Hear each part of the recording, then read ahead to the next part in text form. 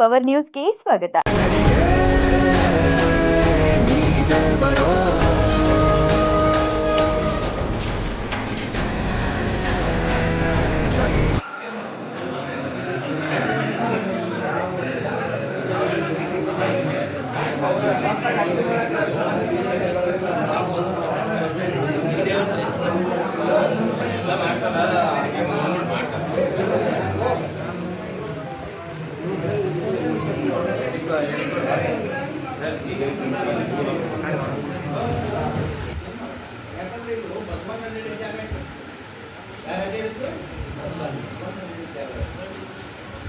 ಮುಖ್ಯಮಂತ್ರಿ ಸಿದ್ದರಾಮಯ್ಯ ಈ ಜಾಗದಿಂದ ಆರಿಸಿಕೊಂಡು ಅಂಥ ಜಾಗಗಳು ಎಲ್ಲ ಭಾರತೀಯ ನಾಗರಿಕರು ಕಲ್ಲು ಮುಗಿಸುವಂಥ ಪರಿಸ್ಥಿತಿ ಹೌದಲ್ಲ.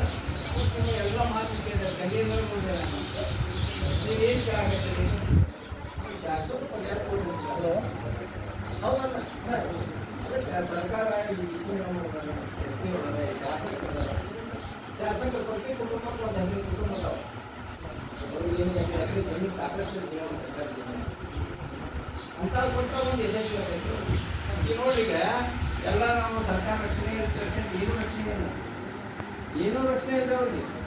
ನಾವು ಪೊಲೀಸ್ ರಕ್ಷಣೆ ಇಲ್ಲ, ಏನಾಗಿಲ್ಲ. ನಿಮ್ಮ ರಾತ್ರಿ FIR ಮಾಡ್ಯಾರ, ಅವ್ನು ಕಟ್ಟು ಬಡದವನು ಇವತ್ತು ಸರ್ಕಾರ ದವಾಖಾನೆಗಳನ್ನ ನಿಮ್ಮ ರಾತ್ರಿ ಅವನ್ನ ನಿಮ್ಮ ನಮ್ಮ ರಕ್ಷಣೆ. ಈ ಬಹಿಷ್ಕಾರಕ್ಕೆ ಒಳಪಟ್ಟಂಥ ದಲಿತ ಜನಾಂಗಕ್ಕೆ ಇವತ್ತು ಸಂಧಾನ ಸಭೆಗೆ ಆಗಮಿಸ್ತಾ ಇದ್ದಾರೆ. ಹಾಗಾಗಿ ನಾವೆಲ್ಲ ಕೂಡಿದ್ವಿ.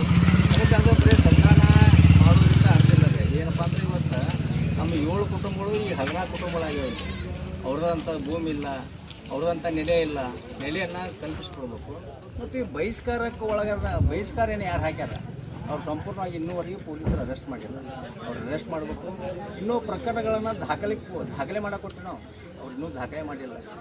ಇವತ್ತೇನಪ್ಪ ಅಂದ್ರೆ ನಿನ್ನೆ ರಾತ್ರಿ ಒಂದು ಪ್ರಕರಣ ದಾಖಲೆ ಮಾಡ್ತಾರೆ ಅವರು.